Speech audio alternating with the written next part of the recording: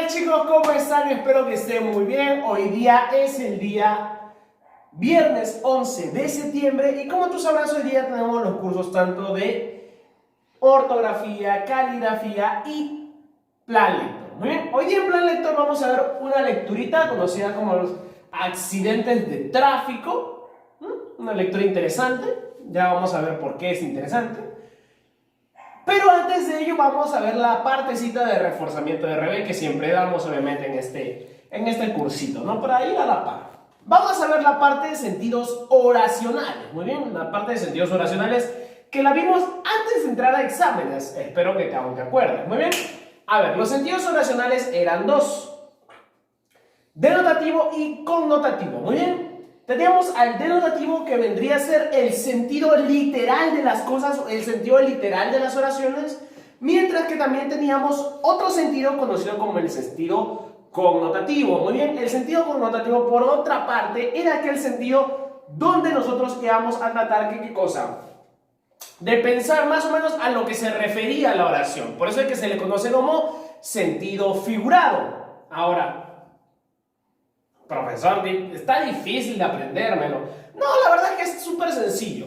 Date cuenta, el connotativo es algo melódico, es algo un poco embellecido, estético. A su vez que este de aquí, como te digo, tú tienes que pensar en la letra para poder entenderla, muy bien. No es como un sentido denotativo, porque el denotativo tú lo lees y lo entiendes, pero en cambio el connotativo tienes que pensar un poco. Ahora, ¿qué te hace recordar eso de pensar un poco? Los poemas, profesor. Pero también, ¿qué cosa? Las canciones, porque hay canciones que a veces la letra no las entiendes, ¿no? Por ende que tienes que pensar un poquito y dices, sí, de eso se trata, ¿no? Muy bien. Entonces, ahí viene nuestra memotecnia, o sea, la forma de recordarlo, muy bien. Canciones comienza con C y connotativo comienza con C, pues, ¿no es cierto? Entonces, canciones, connotativo, o sea que tienes que pensar para poder descifrar la oración. En cambio, denotativo ya no va a ser una canción, entonces va a ser simplemente leerlo, es un sentido literal, leerlo y ya sé de lo que me está hablando. Sencillísimo.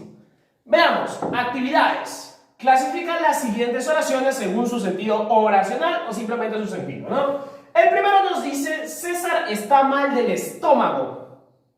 ¿Tienes que pensar algo en esta oración? ¿Tienes algo por analizar? ¿Analizas algo? Pues no, simplemente, por eso yo tengo que analizarlo sintácticamente, por la sintaxis y la morfología y que esto es...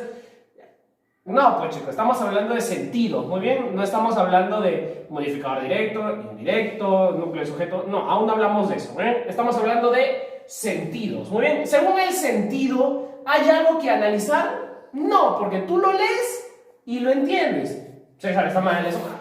Si dice César que está mal del estómago, se supone que César está mal del estómago. No hay ningún mensaje que descifrar, muy bien. Entonces, como no hay ningún mensaje que descifrar, esta oración va a ser denotativa, porque simplemente la lees y la entiendes.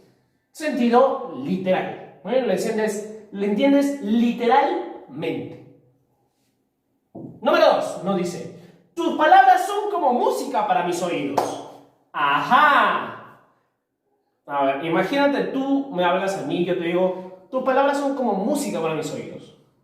O sea que de tu boca va a salir el do, el re, el mi, el fa, No, chicos. De tu boca no van a salir las notas musicales, obviamente. Ahora, profesor, y si te estoy cantando, bueno, es una excepción, muy bien. Pero esto de aquí te da que pensar, muy bien. Te da una oración para analizarla en tu cabecita para poder saber a lo que se refiere. En esta oración, en este caso, significa que las palabras de la persona que está hablando son muy dulces. Son muy tiernas. Muy bien. Entonces, esto de aquí tienes que pensar para poder descifrar el mensaje. Muy bien. Ahora, ¿esto dónde lo podemos encontrar? En las canciones, en las poesías. Entonces, ¿qué sentido es? Connotativo. Muy bien, sentido connotativo.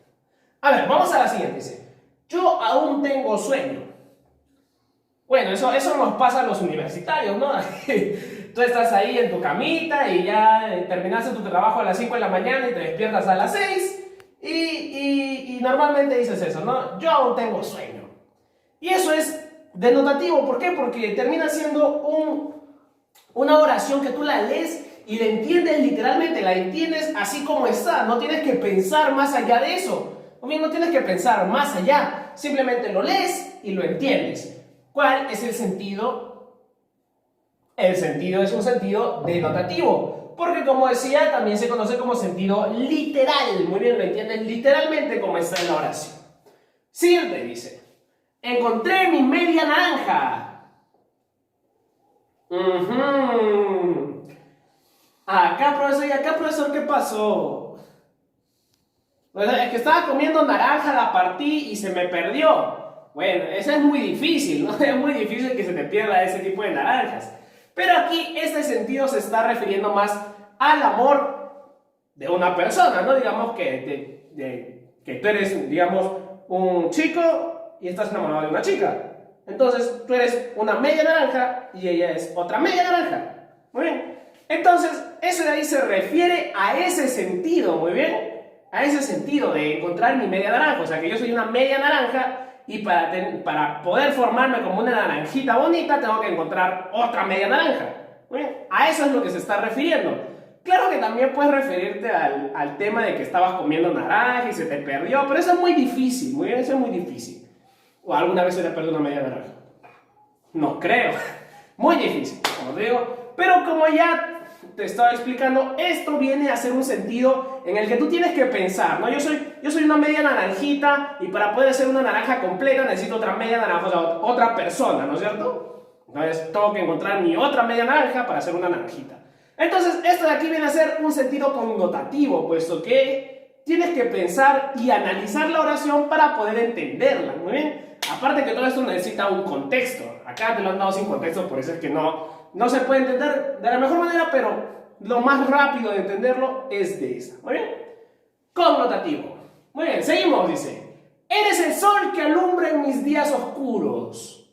A ver, eres el sol que alumbra en mis días oscuros. ¿Será una luciérnaga? No, pues chicos, no estamos hablando de eso.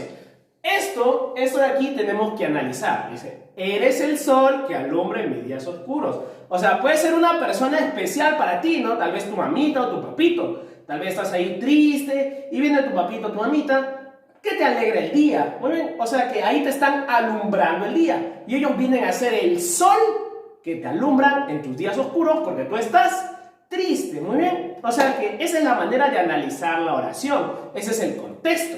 Muy bien. Entonces tú has tenido que analizar todo eso para poder entender la oración. Como ya la entendiste, esto de aquí, ¿qué va a ser? ¿Denotativo o connotativo? Va a ser connotativo, ¿no es cierto? Porque connotativo es obviamente aquel sentido figurado, aquel sentido que tú tienes que imaginarte la situación, tienes que pensar en esa oración más allá de ello para poder entenderla. Muy bien, por eso es que esto de aquí viene a ser connotativo. Siguiente dice: soy un niño puro y sincero, así como todos ustedes, ¿no es cierto? A ver, chiquitos. A ver, soy un niño puro y sincero. ¿Será denotativo o será connotativo? Profesor, ¿es connotativo porque todos los niños somos traviesos? No, pues chicos, eso está mal, no pueden decir eso. Obviamente hay niños puros y sinceros como usted, chico, yo lo sé, también hay niñas puras y sinceras, así que es denotativo, pues chico, porque tú lo lees y lo entiendes, no hay un mensaje encriptado, no hay un mensaje que tú tengas que analizar, no, simplemente lo lees y lo entiendes literalmente. Entonces esto de aquí va a ser una oración denotativa. Ya está. Y el último dice: mi sapo salta hasta las nubes, profesor, hasta las nubes, ahí, y se pega junto a un avión. Esa es otra forma de lo que sería el connotativo, muy bien, el sentido connotativo, porque está exagerando, muy bien, de modo que un sapo salte hasta las nubes. Primero que no puede, simplemente te está diciendo que el sapo salta alto, muy bien, salta alto, pero no exactamente que vaya y mira, ¿no? A ver cuántas veces voy a saltar para llegar a esa nube, o a ese avión, o a ese helicóptero. helicóptero. No, muy bien, chicos, no estamos hablando de eso, sino simplemente estamos diciendo que el sapo salta muy alto. Muy bien. Por ende, que como estamos descifrando un mensaje, este va a ser, este sentido va a ser connotativo. Muy bien. Ahora sí, acabamos con lo que sería la partecita de revés. Vamos a pasar a lo que sería el plan lector propiamente dicho. Y para eso vamos a leer una pequeña lecturita. Yo te dije que es especial, sí, porque esta vez es una lectura un poquito más compleja. Tiene algunas palabras que, bueno, vas a tener que buscar en el diccionario para que tú las puedas comprender. Muy bien. Así que, un poquito más difícil. Dice, en el año 2000, en el año 2000, más de 1,2 millones de personas murieron como consecuencia de accidentes de tráfico. ¿Ya? Lo que hace de esta la novena causa más importante de muerte en el mundo. Se prevé que en el año 2020 esta cifra prácticamente se haya duplicado. Además de las sorprendentes tasas de mortalidad, los traumatismos por accidentes de tráfico constituyen una de las principales causas de pérdida de salud y una verdadera sangría para el sistema de salud. Según datos disponibles, en algunos países, 1 de cada 10 camas de hospital está ocupada por víctimas de accidentes de tráfico. Asimismo, aunque en los países industrializados, el número de personas propietarias de automóviles es mayor que en los países en desarrollo. Estudios realizados muestran que en el año 2000 el 90% del número total de muertes se produjo en sociedades con ingresos medios y bajos. La mayoría de las víctimas de esos accidentes son personas que nunca podrán permitirse la adquisición de un automóvil, como por ejemplo los peatones, ciclistas, usuarios de transporte público, ¿no? Ya. A ver, chicos, algo chiquitito para resumirlo. Primero te están dando las cifras de las personas que mueren, te están dando las consecuencias de, obviamente, los accidentes de tráfico, y después en el segundo párrafo te están dando más que nada, te están dando la información o el dato de que en los países más desarrollados hay menos accidentes de tráfico que en los países subdesarrollados. Muy bien, listo. Siguiente dice, a pesar de que los vehículos son ahora 4 veces más seguros que en 1970 y se han reducido en un 50% los números de muertes en la UE, que es la Unión Europea, muy bien chicos, la Unión Europea, de 15 Estados miembros desde esa fecha, periodo durante el cual el volumen de tráfico se ha triplicado. ¡Wow! Los accidentes de tráfico en carretera provocan más de 40.000 muertes en la Unión Europea y producen costes directos e indirectos estimados en 180 millones de euros. Según datos publicados por la Comisión Europea, el número de víctimas mortales en España como consecuencia de accidentes de tráfico fue de 5.394 en el año 2003. Solo superada por Alemania, Francia, Italia y Polonia. Muy bien, aquí te están dando más o menos las cifras. Primero te están diciendo obviamente que el tráfico o los accidentes de tráfico han sido reducidos. Muy bien, antes había más, como por ejemplo ahí te dan el ejemplo de 1970, que a su vez también te están dando algunas cifras de lo que sucede actualmente, ¿no? Como por ejemplo en carretera hay 400.000 muertes. Por costes directos e indirectos, y te dan los costes directos e indirectos de estos accidentes, ¿no? Te están dando los costes, que te dicen 180.000 millones, ¿no es cierto? De euros, wow, eso es un montón de plata, ¿no? Seguimos, dice. Los accidentes de tráfico se ceban principalmente entre la población joven, constituyendo un problema de salud pública de gran magnitud. De hecho, presentan la principal causa de mortalidad entre personas con edad comprendida entre 5 y 29 años. La mitad de las víctimas en la carretera suelen ser jóvenes y adolescentes. grupos de adolescentes en los que confluyen factores de riesgos añadidos como la inexperiencia del volante, el consumo de alcohol y drogas durante fines de semana. Muy bien, aquí te están explicando de que los más afectados o las personas que son víctimas o mayormente víctimas de estos accidentes son los jóvenes. Muy bien, son los jóvenes. Aunque también te dicen que los niños, porque te está diciendo entre 5 y 29 años, chicos. Muy bien, o sea que esos accidentes más o menos datan entre estas edades y normalmente esos son los que suelen perjudicarse, ¿no?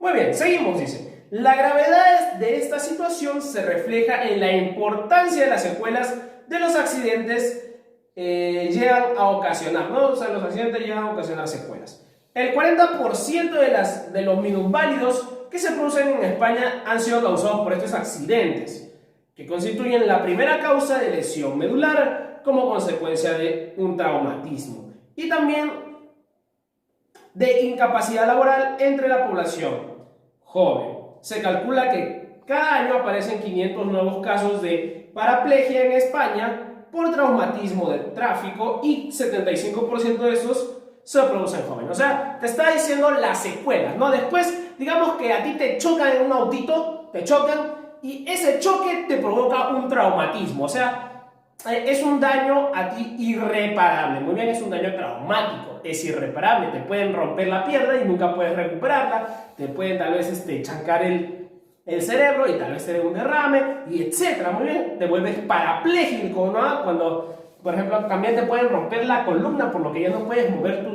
tus bracitos, tus piernitas, por ejemplo, quedas inválido. Muy bien, y acá te están explicando que gracias a estos accidentes, que son la mayoría, que producen estos traumatismos. Muy bien, listo. Y por último dice, en cada accidente de tráfico suelen confluir diversas circunstancias que determinan la apariencia del percance, aunque las diversas investigaciones realizadas al respecto coinciden en señalar al comportamiento humano como el factor más determinante. Entre estos factores humanos, el consumo de alcohol ocupa el primer lugar. Muy bien, chicos, muy bien. Listo, el último más que nada te está diciendo que ¿quién produce estos accidentes mayormente? Somos nosotros los humanos.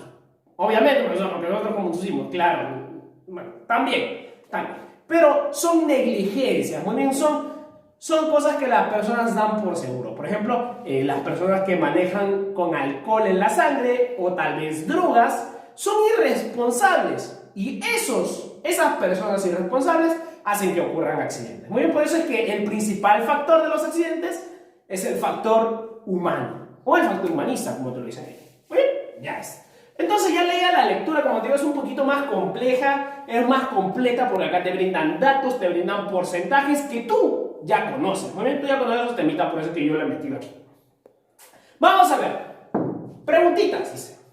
La mayor parte de los accidentes de tráfico, o la mayor parte de las víctimas de accidentes de tráfico, ¿qué edad tienen? Muy bien.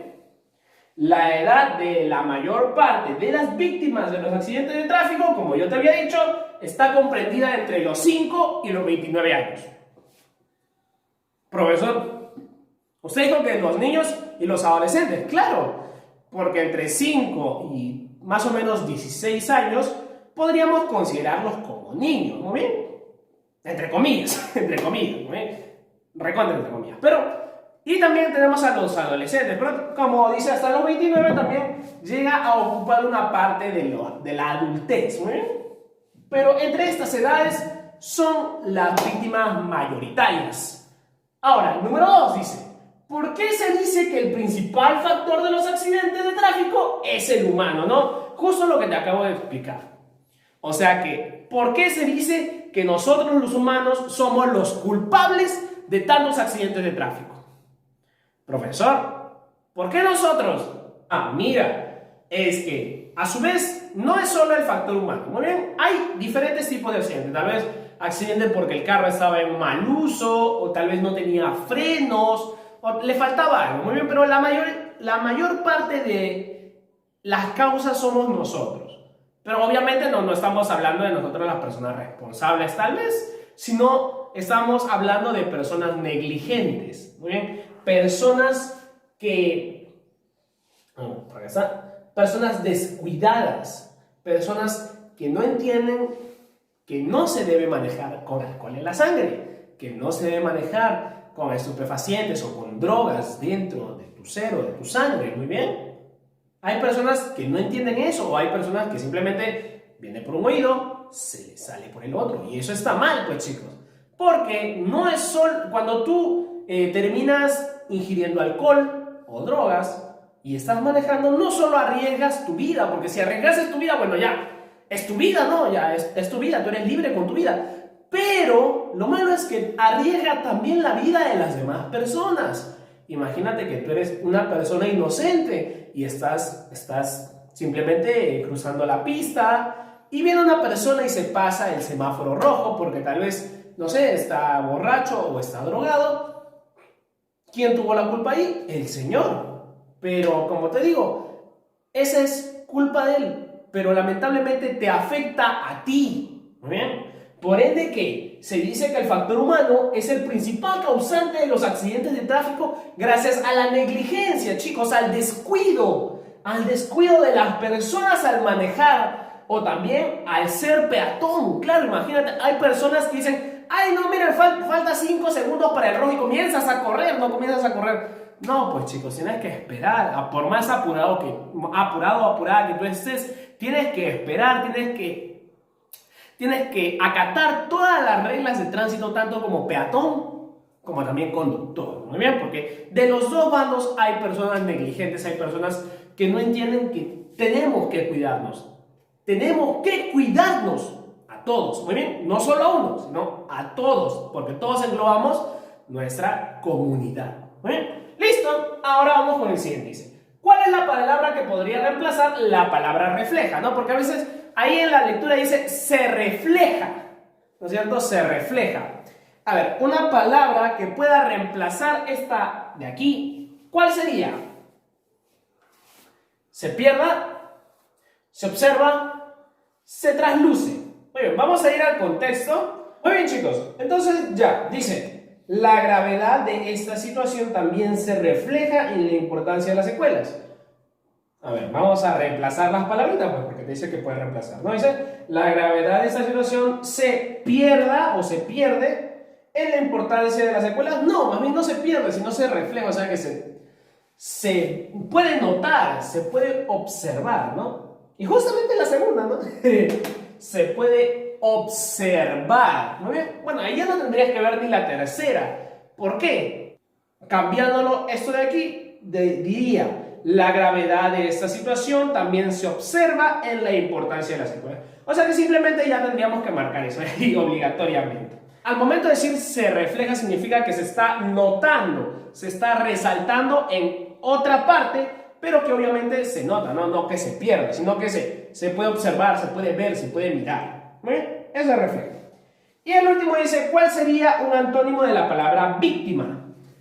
Víctima, obviamente que es una persona que termina siendo atacada por alguna persona o alguna situación, ¿bien? Como por ejemplo las de aquí, que obviamente que esto de accidentes de tráfico, acá lo conocemos como accidentes de tránsito o simplemente accidentes automovilísticos, ¿no es cierto? Muy bien. A ver, antónimo de víctima. Ileso. ¿Ileso será antónimo de víctima? Creo que no, porque ileso significa que tú sales casi sin heridas, por no decir sano, de un accidente. Bueno, eso es ileso, pero no es antónimo de víctima. Accidentado, bueno, obviamente que no es antónimo, sino hasta podría ser un sinónimo entre comillas, pero no, tampoco es un sinónimo, muy bien, pero obligatoriamente no es un antónimo porque te dice accidentado y aquí te están diciendo ¿qué quiere el antónimo de víctima? O sea, no quiere que tú seas víctima, sino quiere que tú seas el que ha hecho la acción. ¿Y cómo se llama el que hace la acción a la víctima? O sea, ¿quién es el que lo tortura? ¿Quién es el que lo accidenta? ¿Quién es el que lo ataca? A ese amiguito se le conoce como victimario. Muy bien, victimario es aquella persona que ataca a otra o aquella situación o aquel culpable de algún accidente. Muy bien, ese es el victimario, que ataca a otra persona. ¿Listo? Eso sería todo. Muy bien, chicos, esas son todas las preguntitas. Espero que te haya gustado mucho la clasecita de hoy. Ya sabes, tienes que lavarte tus manitas, no tienes que salir de casa. Y si lo vas a hacer, ocupas tu tapaboca o mascarilla. Cuida mucho a mamita y yo, papito, viceversa también. Y conmigo va a ser hasta otro video. Así chicos, nos vemos.